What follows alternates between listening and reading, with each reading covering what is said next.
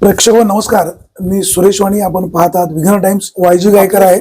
बाजूला जे चिलेवाडीचं धरण झालेलं आहे बहुधा 1998 ला आणि 2000 ला ते पूर्ण झालं. म्हणजे माझ्या माहितीप्रमाणे तत्कालीन आमदार बाळासाहेब दांगट यांच्या काळामध्ये ते मंजूर झालं.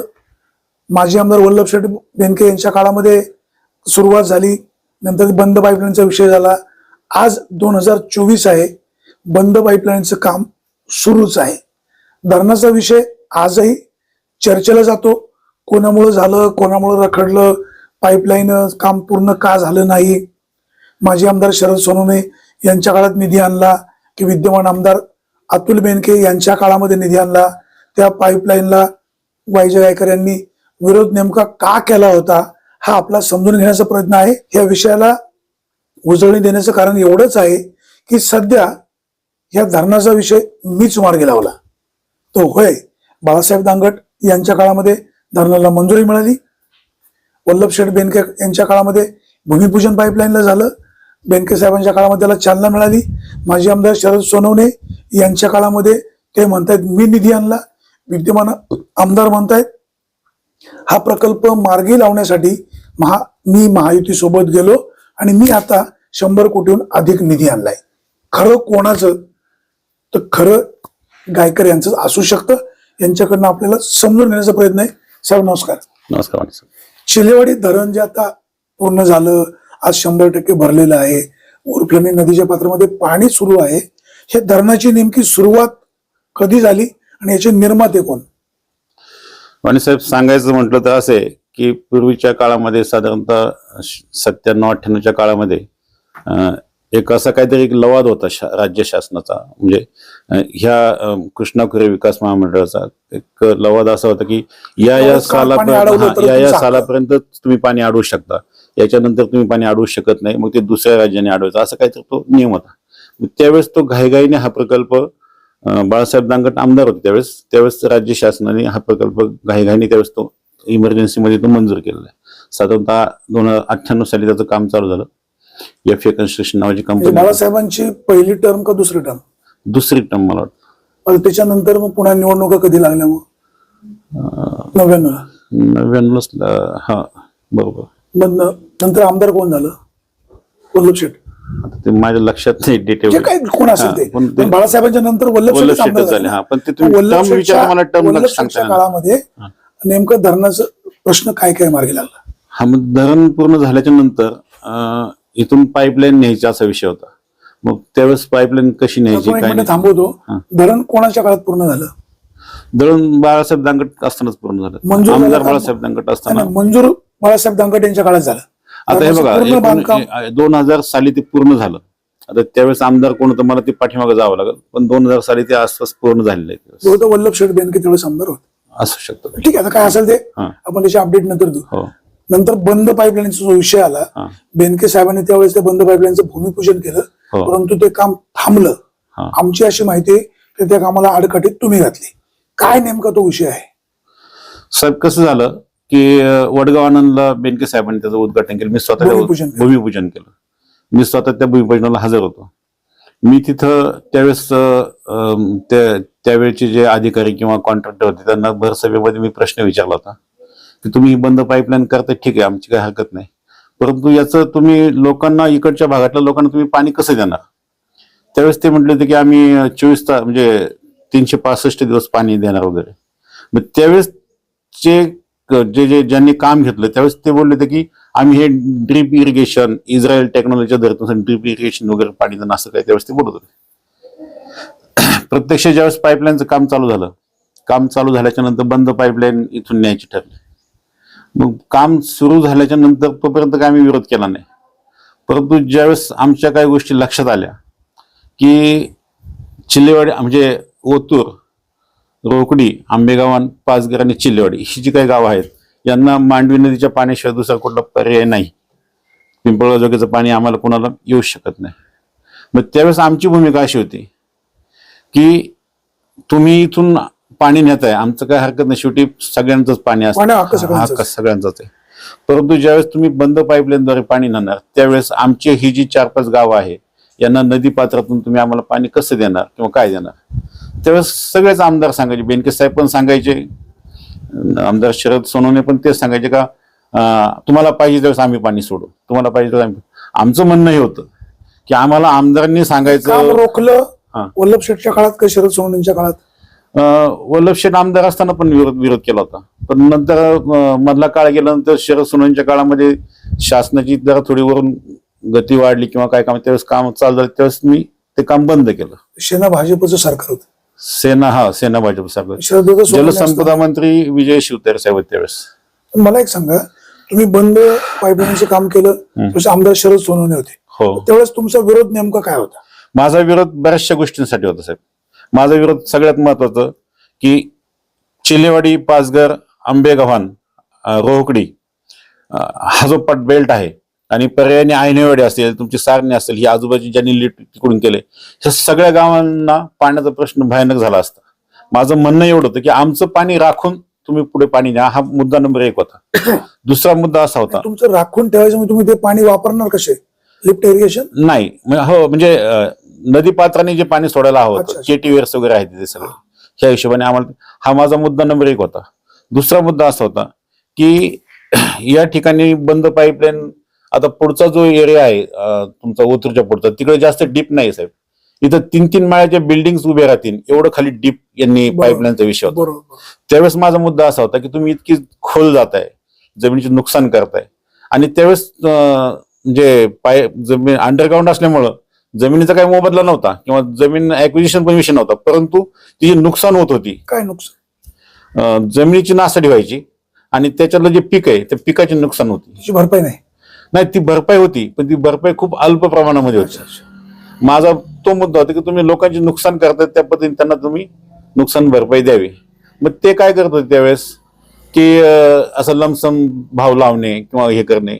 माझा मुद्दा काय होता का मागील वर्षीचे भाव जे होते आदल्या वर्षी, तुम्ही त्याचे मार्केट कमिटीचे रेट काढा किंवा त्या हिशोबाने असं तुम्ही त्यांना हे द्या, पैसे अदा करा. दुसरा मुद्दा माझा होता ते डेप्थ जे आहे ना, खूप म्हणजे सॉरी रुंदीला काय होतं, रुंदी जी आहे ना ती खूप कमी धरत होते. म्हणजे आम्ही एवढीच माती टाकणार, याच्या पलीकडे आम्ही एवढंच, तुम्हाला एवढे पीक जाते आम्ही तुम्हाला एवढेच पैसे देणार, प्रत्यक्षात नुकसान जास्त व्हायचे, गाड्या यायच्या जायच्या. माझं म्हणणं हे होतं की तुम्ही रुंदी जास्त धरा ना, तुम्ही अशी शेतकऱ्यांचे नुकसान करताय, होईल तेवढं क्षेत्र ऍक्वायर करा, मोजा, हो त्याची भरपाई द्या. हा मुद्दा होता. हे बरेचसे मुद्दे होते आणि ह्या सगळ्यानंतर आमचे काही इथं दैनंदिन पुलाचा प्रश्न होता, बरेचसे प्रश्न होते. ह्या मागण्यामुळे आम्ही ते काम बंद ठेवलं होतं. जोपर्यंत आम्हाला आमचं हक्काचं पाणी तुम्ही कन्फर्म करत नाही, शेतकऱ्यांचं नुकसान भरपाई योग्य पद्धतीने देत नाही, आणि आमच्या जे काही छोट्या मोठ्या ज्या अडचणी देशात जोपर्यंत तुम्ही सोडून ज्या की तुमच्या कामामुळे आहेत, तोपर्यंत आम्ही काम करून देणार नाही, असा माझा मुद्दा होता. हा माझा एकट्याचा मुद्दा नव्हता. आम्ही गावोगाव जाऊन मिटिंग्स घेतल्या. एक मांडवी नदी पाणी हक्क बचाव समिती स्थापन केली. त्याच्यामध्ये विनायक शेट्टांबे असतील, संतोष शेट्टांबे असतील, भानुवरची गाडी होते, ओतूरची काय मंडळ, अशी सगळी मंडळी मिळून एक कमिटी स्थापन केली. तर सगळ्या लोकांनी अध्यक्षपद मला दिलं आणि आम्ही ती फाईट दिली. त्यावेळेस कुठल्या वर्षी हे सगळं? 19 का 20? शरददादा आमदार 2014 ते 19 होते. हा, मग साधारणतः 15-16च्या काळात असं काहीतरी असेल ते त्यांच्या काळामध्ये. काळामध्ये. पुढे काय झालं? मग पुढे असं झालं की काम बंद केलं. जवळजवळ 1.5 वर्ष ते युनिट सगळं मी इथे थांबून ठेवलं होतं, म्हणजे अजून मशिनरी वगैरे हालून दिला नाही. त्याच्यानंतर आमदार शरद सोनवणे यांनी मिटिंग्स घेतल्या, आंबेगावला मोठी मिटिंग घेतली. काय झालं, त्यांना जी काही कंडिशन आहे ती त्यांना सांगितल्यानंतर शरदाने हे सांगितलं, दादा याच्यात राजकीय विषय नाही किंवा काहीच नाही, तुमचा गैरसमज, आमचं हे दैनंदिन आमच्या जीवनाशी निगडीत विषय आहे, तुम्ही आम्हाला म्हणून आमचा विरोध आहे, आमचा बाकी काही विषय नाही. इथपर्यंत सगळं सांगितल्यानंतर मग ते म्हणजे ठीक आहे, काय हरकत नाही, तुमची मी एक मिटिंग लावतो मंत्रालयामध्ये, तुम्ही मिटिंगला याल का? म्हटलं काय हरकत नाही, मी येऊ सगळे. मग शिवतारे साहेब होते त्या काळात, त्यांनी मी राज्यमंत्री होते जलसंपदाचे, तिथं मिटिंग लावली. मिटिंगला आम्ही जवळजवळ 15-16 जण गेलो होतो. त्या मिटिंगमध्ये काही गोष्टी ठरल्या गेल्या. त्याच्यानंतर ते आम्ही कामाला. काय ठरलं मीटिंगमध्ये? मीटिंगमध्ये सांगितलं गेलं की तुम्हाला पाण्याचे 4 आवर्तन आम्ही ओतूरपर्यंत जे आहेत पाण्याचे 4 रोटेशन तुम्हाला आम्ही देऊ. त्या संदर्भात 1.5 कोटीच्या ब्रिजची मागणी दादांकडे मी केली होती.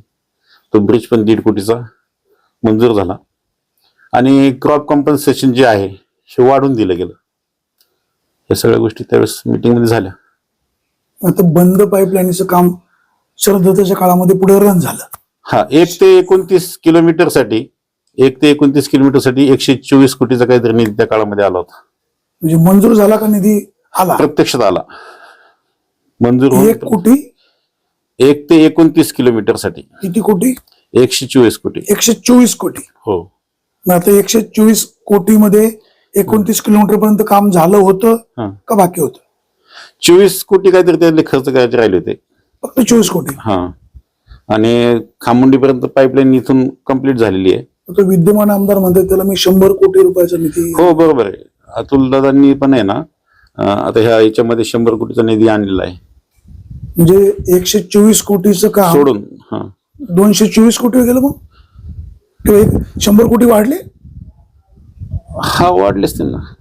मग एक समजून घ्या, 124 कोटी शरदत्ताच्या काळात मंजूर झाले, त्यातले 100 कोटी वापरले, हो राहिले किती? 24 कोटी. बरोबर. नंतर अतुल शेटने पुन्हा 100 कोटी आणले. हो प्रकल्पाची किती रक्कम लागली? 224 कोटी. बरोबर. बरोबर आहे. मला तो थांबावा. मला सांगा 2014 ते 19 शरदत्ता आमदार होते. हो या बंद पाईपलाईनसाठी त्यांनी प्रयत्न केले. ते म्हणतायत सर्वाधिक निधी मी आणला. विद्यमान आमदार अतुल बेनके आता 100 कोटी रुपये मी माझ्या काळात मंजूर करून आणले. हो प्रकल्पाला एकूण रक्कम किती लागली आपल्याला माहित नाही. सुरुवातीला 105 कोटीचा प्रकल्प तो 194 कोटीवर गेला. ठीक आहे, बजेट वाढलं, वस्तुस्थिती आपल्याला आज काही सांगता येणार नाही. परंतु तुम्ही एक स्थानिक असल्यामुळे माजी आमदार शरद सोनवणे जे सांगतायत की 90% निधी माझ्या काळात मी आणला आणि तो वापरला, तुमच्यापर्यंत अपडेट काय आहेत? पण साहेब वास्तव जर सांगायचं ठरलं तर तुम्हाला सांगतो धरणाचं काम जे आहे हे तुम्हाला सांगितलं लवादाच्या नियमानुसार दानगर साहेबांच्या काळात झालं. ह्या बंद पाईपलाईनचं कॅनॉलचं उद्घाटन जे आहे वडगाव भूमिपूजनच झालं. बेनके साहेबांच्या काळामध्ये वडगाव या ठिकाणी झालं. भूमिपूजन झाल्यानंतर काम चालू झालं होतं. त्यांना आम्हीच विरोध केला त्या कामाला. झाला विषय. मुद्दा असा आहे, शरद सोनवणे आमदार असताना निधी त्यांच्या काळामध्ये 90% आला असं ते म्हणतायत. कदाचित खरं असेल नसेल आपण कागदानंतर पाहूच. हो. विद्यमान आमदार म्हणतात मी पण 100 कोटी रुपयाचा निधी आणला. प्रश्न असा आहे, अगोदर महाविकास आघाडीचं सरकार होतं तेव्हा अतुल शेटेच आमदार होते. त्यावेळेस निधी मंजूर झाल्याचं आपल्या ऐकू येत नाही. त्यावेळेस शरदत्ता सोनवणे माजी आमदार उद्धव ठाकरे यांच्या पक्षामध्ये होते. त्यावेळेस काही झालं नाही. आता राज्याचे मुख्यमंत्री आहेत एकनाथ शिंदे, जलसंपदा मंत्री आहेत देवेंद्र फडणवीस. त्यांच्या काळामध्ये ह्या प्रकल्पाला फेरमंजुरी मिळाली. बेनके साहेब म्हणतात 100 कोटी रुपये मी ह्या प्रकल्पाला मंजूर करून आणले. बरोबर. काय याचं मग जास्त श्रेय बेनक्यांचं का सोनवण्याचं? आता आमदार सोनवणेंच्या काळामध्ये इथून जे काम चालू झालं होतं किती किलोमीटर पर्यंत झालं होतं? त्यांच्या काळामध्ये खामुंडीच्या आसपास काम गेलं होतं इकडनं आणि आळेफाट्याच्या पलीकडचा काही भाग झाला होता बऱ्यापैकी. आणि नंतर आमदार बेनके झाल्याच्या नंतर कोविडचा कालखंड मध्ये बराच आला. त्यावेळेस ते मग प्रस्ताव पाठवणे किंवा त्या कोविडच्या कालखंडामध्ये काम थोडं थांबलं गेलं. आता माझ्या ऐकण्यात आहे की बेनके साहेबांनी सुद्धा 100 कोटी रुपये या कामाला आणलेले आहेत. आता प्रत्यक्षात सोनवणे साहेबांच्या काळात किती आले यांच्या काळात त्या आकडेवारी मला परफेक्ट सांगता येणार नाही, पण असं काही एकंदरीत आहे. चर्चा अशी होते की शरद सोनवणे आमदार असताना ह्या प्रकल्पाला म्हणावी अशी गती मिळाली नाही. जी चर्चा होते ती चर्चा खरी का खोटी? गती मिळाली नाही असं म्हणता येणार नाही. चिलेवाडीपासून जे काम चालू झालं होतं आणि म्हणजे पाईपलाईनचा सगळ्यात अवघड जो पोर्शन होता तो ह्याच भागामध्ये. मी तुम्हाला मगाशी सांगितलं की 3-3 मजल्याची इमारत बसली, खोल आणि डीप काम होतं. तर त्या काळामध्ये बऱ्यापैकी काम इकडनं झालेलं आहे. आता मला एक सांगा, शरदत्ता सोनवणे जो दावा करतायत किंवा अतुल शेट बेनके दावा करतायत, ठीक आहे, त्यांचं त्यांना लग लावू. एकूण पाईपलाईन किती किलोमीटर पर्यंतची आहे काय माहितीये? पाणी कुठपर्यंत न्यायचं होतं? पाणी जे आहे गुळुंजवाडीच्या पुढचा जो एक भाग आहे तुम्हाला त्या शेवटचा आपण गुळुंजवाडीच पकडू. किती किलोमीटरचं होतं काय माहितीये? सगळं माहिती आहे बघा, पण आता माझ्या लक्षात नाही. ठीक आहे, माझ्याकडे मॅप पण आहे. आता हरकत नाही. आता 2024च्या निवडणुका पुढ्यात आहे. प्रत्येक जण दावा करणार. शरदत्ता म्हणणार माझ्याच काळात झालं, अतुल शेट म्हणणार माझ्याच काळात झालं, भाजपचे नेते आशाताई बुचके कदाचित म्हणतील ह्या कामाला स्ट्रोक मीच हे केला, माझ्यामुळे झालं. जे काय असेल ते असेल. सध्या जुन्नर तालुक्यात हवा कोणाची, आमदार कोण हवा? आमदार तर लोकच ठरवणार पाणी साहेब. आपण लोकांमध्ये तुम्ही पण आहे, मी पण आहे. नाही सगळं आहे. मी बातमीदार आहे म्हणून माझा प्रश्न. नाही तुम्ही म्हणताय ते बरोबर आहे, परंतु परिस्थिती अशी आहे. कामाचा माणूस कोण? विद्यमान आमदार अतुल बेनके यांच्या 5 वर्षाच्या कामावर समाधानी आहात का? हा. माजी आमदार शरद सोनवणे 14 ते 19 यांच्या कामावर समाधानी आहात का? आता राजकीय स्थित्यंतर आपण पाहतो, अनेक जण इच्छुक आहेत. महायुतीमध्ये विद्यमान आमदारांना उमेदवारी मिळू शकते. शरददादांना आमदार व्हायचं असेल तर अपक्षाकडे जावं लागू शकतं. आशाताईंचं अजून आपल्याला माहित नाही. त्यांचे कार्यकर्ते सोशल मीडियावर प्रचार करतायत आशाताईच आमदार होणार. महाविकास आघाडीकडे इच्छुकांची संख्या 1 डझनपेक्षा पुढे झाली. प्रामुख्याने माजी आमदार बाळासाहेब दांगट, तालुका प्रमुख माऊली खंडागळे, विग्नरचे अध्यक्ष सत्यशील शेरकर, त्याचबरोबर आनंदराव चौगुले, तुषार थोरात, मोहित ढमाले, असे अनेक नाव आहेत जे इच्छुक आहेत. नारायणगावचे उपसरपंच बाबू पाटे आहेत, शरदराव लेंडे, सत्यशील शेरकरे तुतारीची मदत घेऊन आमदार होण्याच्या तयारीमध्ये आहेत. एवढी लोक इच्छुक असताना काय कसं चित्र पाहता? तालुक्यामध्ये कोणाचं काम उजवं दिसतं आणि बेनकेंच्या कामावर तुम्ही समाधानी आहात का? बेनके साहेबांच्या कामावरती मी समाधानी आहेच आहे. शरददादांचा जो कालखंड मागच्या काळामध्ये होता, त्यांनी खूप त्यावेळेस त्यांच्या कालखंडामध्ये सुद्धा खूप कामं केली. आणि आता हे बेनके साहेबांच्या काळातही बी चांगली कामं चालू आहेत. आशाताईंच्या कामाचा सुद्धा सपाटा कमी नाही. तिन्ही माणसं कामाला तालुक्यात येताना खूप चांगले आहेत. बाकीचे तुम्ही जर सांगाल जे नवके उमेदवार आहेत ते तर आपण जास्त काही सांगू शकत नाही. ते तिन्ही माणसं कामासाठी तुम्ही दगड आहात. नाही तुम्ही मला प्रश्न विचारला नाही तुम्ही मला प्रश्न काय विचारला की काम कोणाचं चांगलं, तर ज्यांचं चांगलं आहे त्यांचं चांगलंच म्हणणार ना आपण. म्हणजे विद्यमान आमदार अतुल बेनकेंचं काम चांगलं, हो. माजी आमदार शरद सोनवणे त्यांच्या काळात आमदार होते, त्यांचंही काम चांगलं. आशाताई बुचके भाजपच्या नेत्या, हो, त्यांचंही काम चांगलं. त्यांच्या शरदांच्या काळामध्येच मी काम बंद केलं होतं. 1.5 वर्ष काम बंद होतं. त्यावेळेस आम्ही ते मंत्रालयापर्यंत त्यांनी घेऊन गेले. आम्ही जी फाईट दिली त्यांना त्यांनी सहकार्य केलं. जे केलं ते केलंच सांगेल.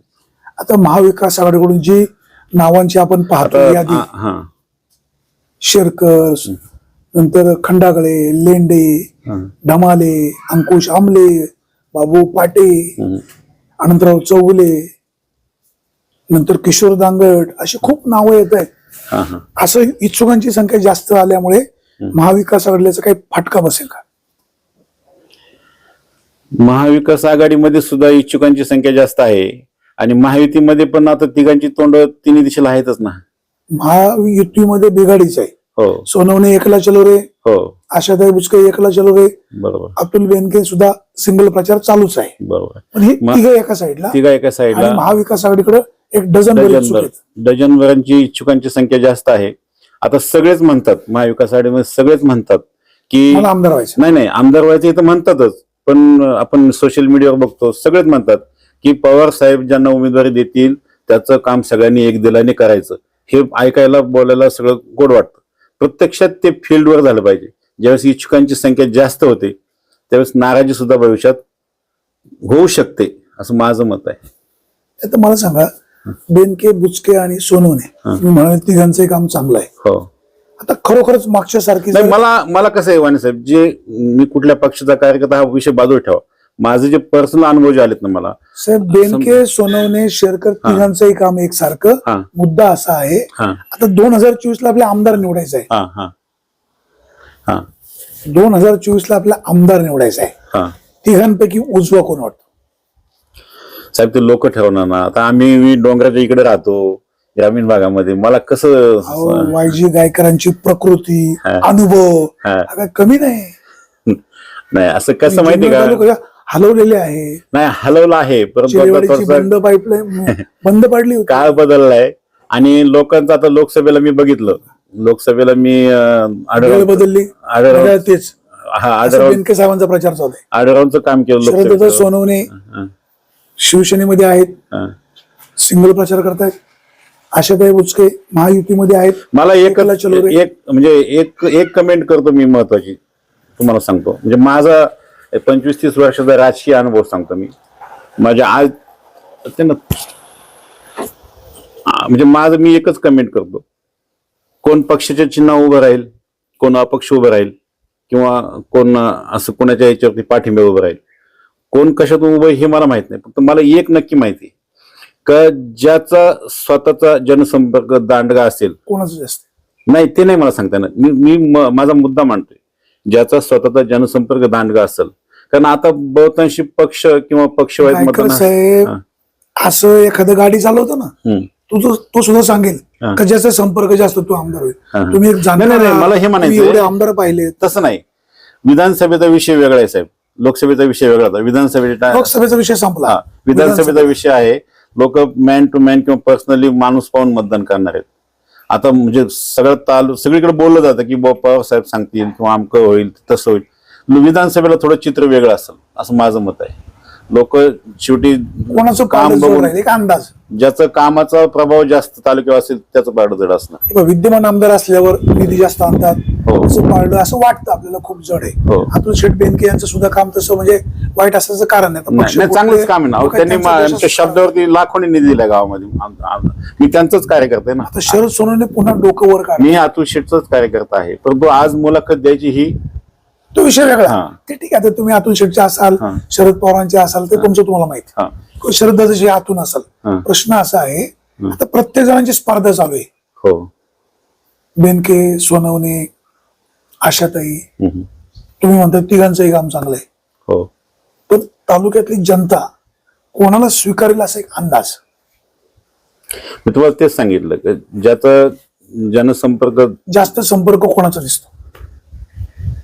नाही मला जास्त सांगता येणार. सत्यशील शेरकरांचा नाही. सत्यशील दादांनी माझं मत आहे की ह्या आमदारकीच्या भानगडीत नको पडायला. बाळासाहेब दांगट त्यांना तर थांबलं पाहिजे. माणूस म्हणून चांगले थांबलं पाहिजे. अनंतराव चौगुले नाही, ते पण माणूस म्हणून चांगले, पण तालुक्याला गवस नाही घालणं. किशोर दांगट लोकांना जास्त परिचित नाहीत ना. मोहित ढमाले चांगला नाव उमेदवार आहे. त्यांना तालुका माहिती आहे. तालुका त्यांना माहिती आहे, पण तालुका खूप मोठा आहे. ओतूर गट किंवा तुमचा उदयपूर निवडणूक नाही. अंकुशराव आमले त्यांनी आमच्या भागाचे ते सदस्यच आहे ना. निवडणूक तालुक्याची आहे. तालुक्याची निवडणूक आहे. मला हे म्हणायचंय का आता तुम्ही जी नावं घेतात, नाही स्क्रुटिनी करू, अगदी बरोबर आहे. सोशल मीडियाच्या माध्यमातून एखादी व्यक्ती तालुकाभर पोहोचणे हा विषय वेगळा आला. प्रत्यक्षात ती व्यक्ती कानाकोपऱ्यात प्रत्यक्षात फील्डवर पोहोचणे किंवा त्या लोकांनी त्यांना कानाकोपऱ्यामध्ये पोहोचणारे कोण, ही तीनच माणसं आहेत.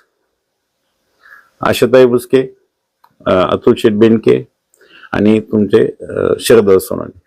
सत्यशील दादा माणूस चांगले आहेत, आमचे परिचित, परंतु कानाकोपऱ्यापर्यंत दादा पण तितके म्हणजे त्यांचं कार्यक्षेत्र वेगळं असल्यामुळं कानाकोपऱ्यापर्यंत दादा पोहोचले असतील असं मला फिरायची काय गरज लागते. तर आपण लोकसभेला पाहिलं, कोल्हे साहेब फार फिरले नाही तरी पवार साहेबांच्या, उद्धव साहेबांच्या गुडविलमुळे लोकसभेचं ते पॅटर्न वेगळाच साहेब. पॅटर्न विधानसभेला हा पॅटर्न नाही चालणार.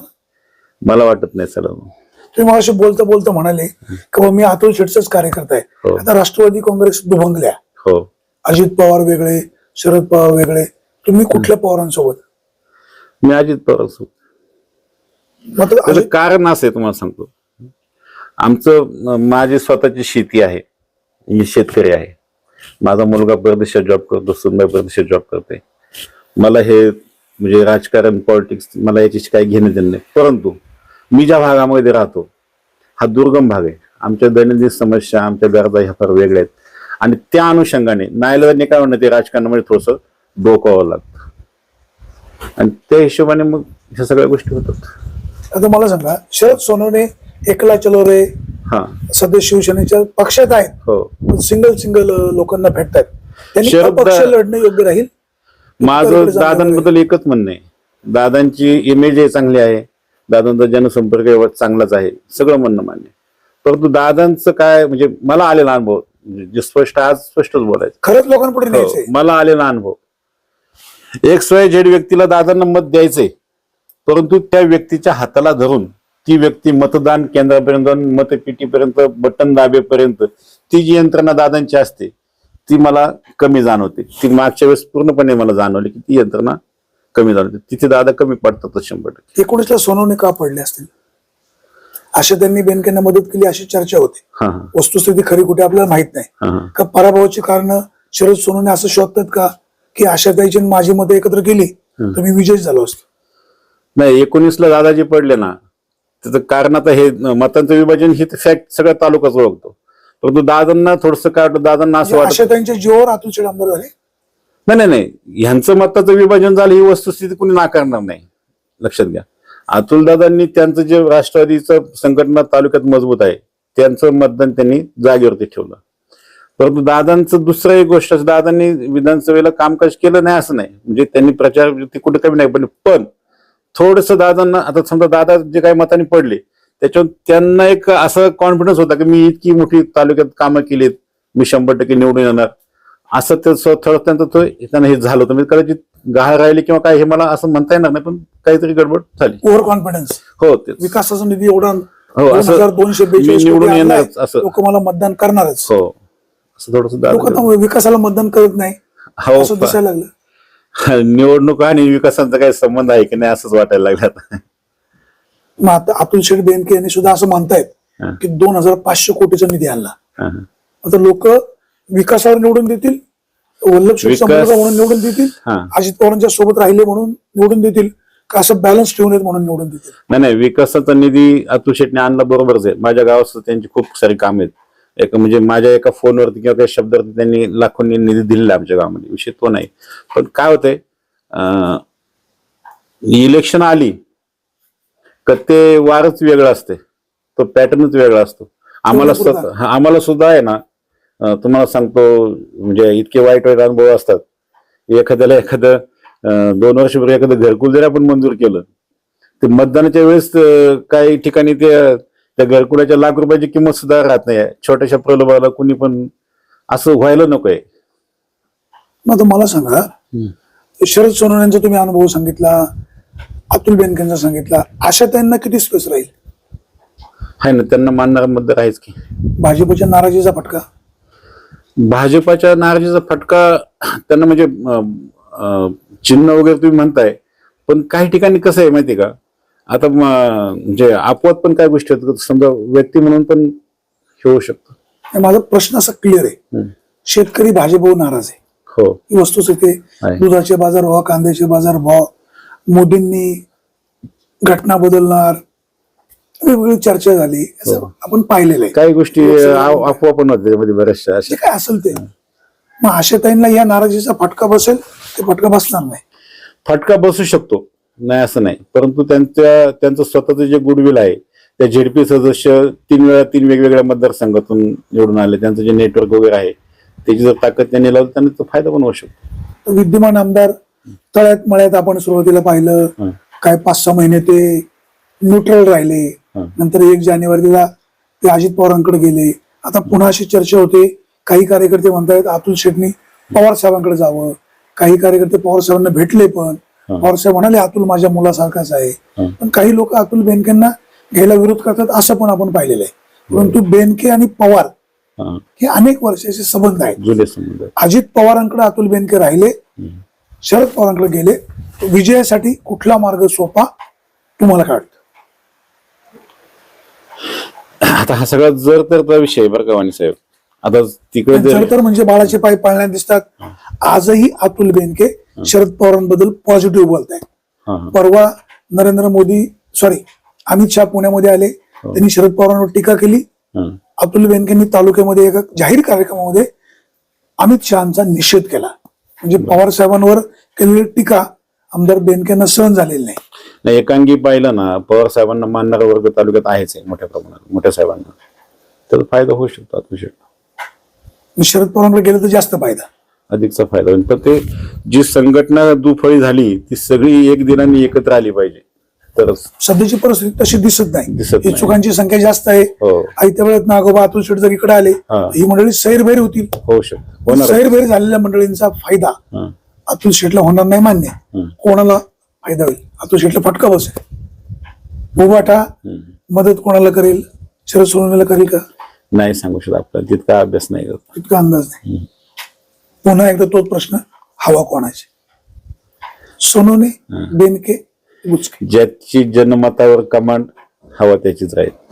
संघटना किंवा पक्ष संघटना पक्षावर मतदान माझ्या हिशोबाने तो पॅटर्न ह्यावेळेस चालणार नाही. ज्याचं नेटवर्क जास्त, ज्याचा जो जनतेच्या जास्त मनात, तोच निवडून येईल.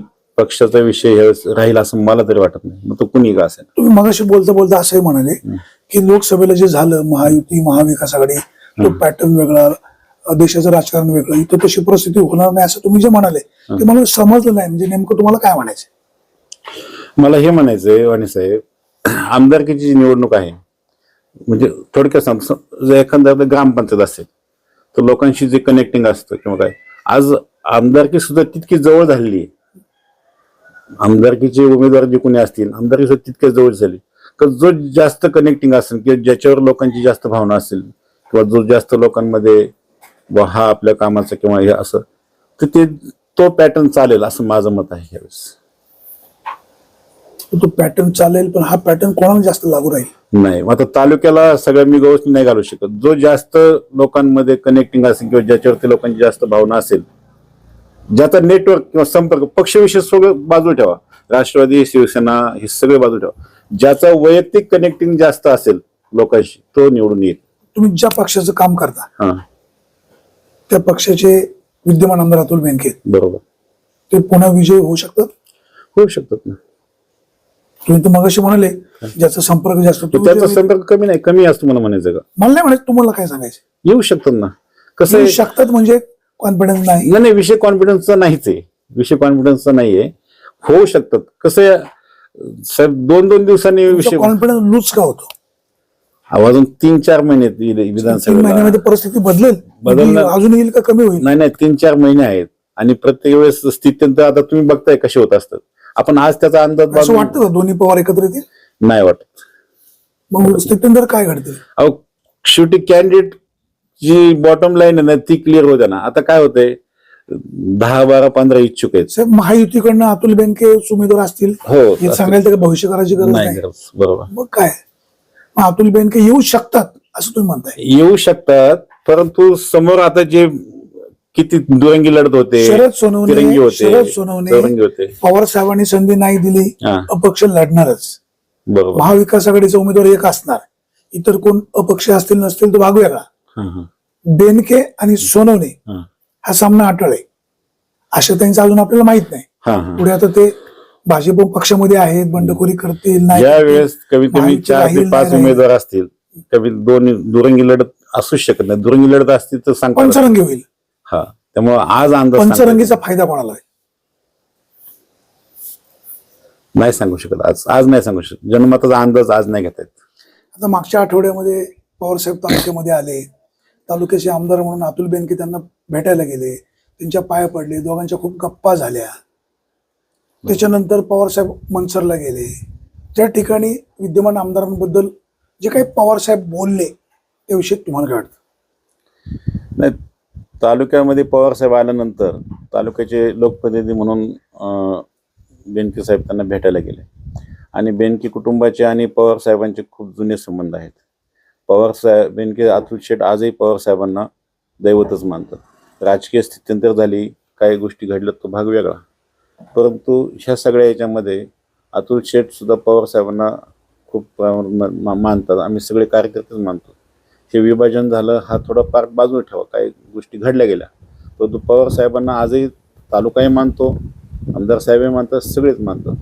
परंतु तिथं म्हणजे आता तुमच्यासारख्या पत्रकारांनी पहिल्या एका पत्रकारांनी प्रश्न विचारला की पुढे काय होईल, आमदार साहेब बोलले दोन्ही पक्ष राजकारणात काही होऊ शकतं. काय होऊ शकतं.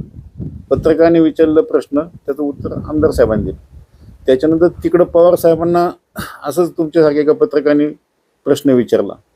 म्हणजे माझ्या हिशोबाने राज्याच्या राजकारणात बऱ्याचले भांडणं किंवा तंटे होतात ना, त्याला काही अंशी पत्रकार सुद्धा बऱ्याच प्रमाणात आमच्यावर टीका करताय. ते तसं दिसतंच आहे ना हो. पत्रकारांनी प्रश्न विचारला की विद्यमान आमदार अशाशी बोलले, तशी बोलले. आम्हाला वैयक्तिक मला असं अपेक्षित होतं की पवार साहेबांनी त्या पत्रकाराला अनुसरून तितक्यापर्यंत उत्तर देणं. ते मोठे नेते आहेत, देशाचे नेते आहेत, आपली हे नाही त्यांना बोलायचं. परंतु बेनके साहेबांबद्दल त्यांनी जे बोलले ते थोडंसं आम्हाला वाईट वाटलं. म्हणजे तालुक्यातील जनतेला सुद्धा ते रुचलं नाही आहे. पत्रकारांना तेवढं फक्त साहेबांनी जे काही सांगायचं सांगायचं पण थोडंसं चुकीचं वाटलं. पत्रकार प्रश्न विचारतो ना, त्याचं काम प्रश्न विचारतो ठीक आहे, परंतु ते असे थोडस जरा गडबडच झाली त्याविषयी. असं म्हणजे पवार साहेबांकडून अपेक्षित नव्हतं आम्हाला, असं थोडस वेगळ्या पद्धतीने बोलतील. असं तालुक्यातील जनतेला थोडं ते वाईट वाटलं. शेवटी ते पवार साहेब आहेत, त्यांना अधिकार आहे हे मान्यच आहे, त्यांना मानणं, अतुल शेट्टी त्यांना मानतात, सगळेच मानतात, त्यात वाद नाही.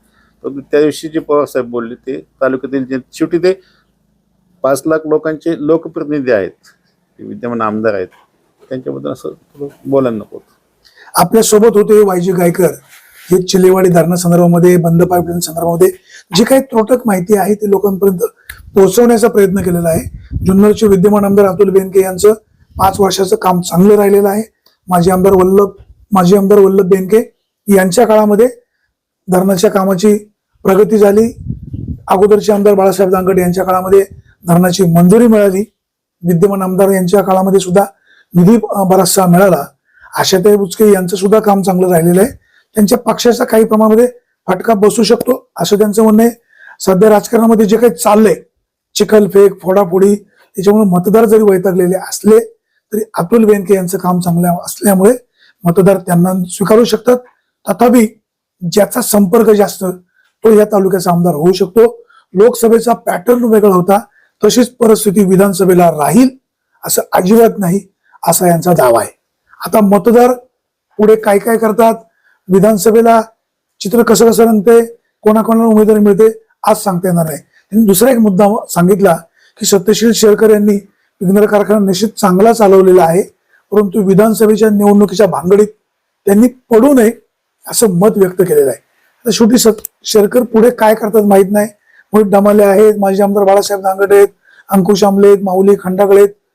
प्रत्यक्षात उमेदवारी महाविकास आघाडीची कोणाला मिळेल, पुढे काय काय घडेल हे आज आपण सांगू शकत नाही. परंतु चिलेवाडीचे बंद पाईपलाईन माजी आमदार शरद सोनवणे यांच्या काळामध्ये बरेचसे झाली. विद्यमान आमदार अतुल बेनके यांच्या काळातही काही निधी आला. सध्या जे काम सुरू आहे त्याला जो वेग मिळाला तो विद्यमान आमदार अतुल बेनके यांच्यामुळेच. आता प्रत्यक्षात निधी कोणी किती जास्त आणला, कोणाच्या काळात किती आला, हे त्यावेळेचे आमदार जे शरद सोनवणे किंवा विद्यमान आमदार अतुल बेनकेच सांगू शकतील. आम्ही जी केलेली चर्चा ही 100% खरी असेलच असं नाही, म्हणजे आकडेमोडीची, त्याच्यामध्ये काही बदल होऊ शकतो. गायकर साहेब, आपण विघ्नर टाइम्सशी बोललात, जी चर्चा केली याबद्दल मनापासून धन्यवाद. प्रेक्षक हो, आपण कुठेही जाऊ नका, पाहत राहा फक्त विघ्नर टाइम्स, शोध बातमीचा, अध्यास सत्याचा. धन्यवाद.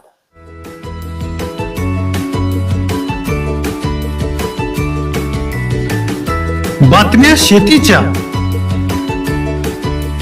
बातम्या मातीच्या, बातम्या अन्यायाच्या, गुन्हेगारीच्या,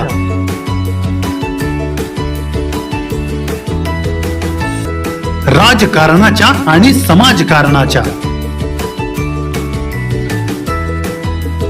शोषणाविरुद्ध बुलंद आवाज, जनसामान्यांच्या हुंकाराची गाज, सत्कार्याला प्रोत्साहन, दुष्कृत्याला अनुशासन, निर्भीड, निस्पृह, सडेतोड, बेधडक आणि रोखठोक म्हणजेच विघ्नहर टाइम्स, शोध बातमीचा, ध्यास सत्याचा. आपलं चॅनल, आपली बातमी. सबस्क्राईब तर कराच, पण बेल आयकॉनवर क्लिक करायलाही विसरू नका.